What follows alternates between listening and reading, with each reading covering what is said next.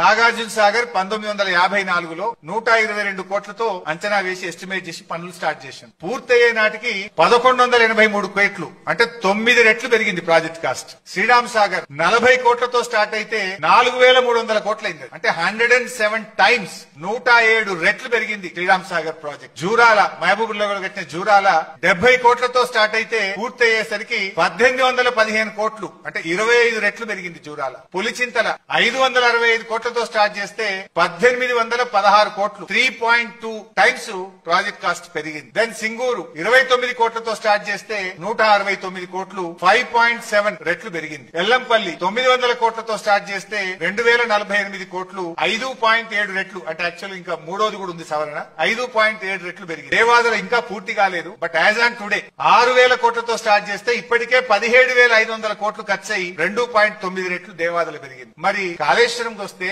80,000 కోట్లతో DPR approval అయింది. BRS ప్రభుత్వం దిగిపోయే నాటికి అయిన ఖర్చు 94,000 కోట్లు మాత్రమే. 80,000 కోట్లతో ప్రాజెక్టు రూపకల్పన జరిగింది. అది 3rd TMC కూడా కలిపితే 1,27,000 కోట్లు ప్రాజెక్ట్ కాస్ట్ మనకు ఫైనల్ కాస్ట్ వచ్చింది. అసలు ఈ దేశంలో ఈ రాష్ట్రంలో అతి తక్కువ పెరిగిన ప్రాజెక్ట్ కాస్ట్ తో పూర్తి చేసిన project that is one and only project Kaleshwaram project.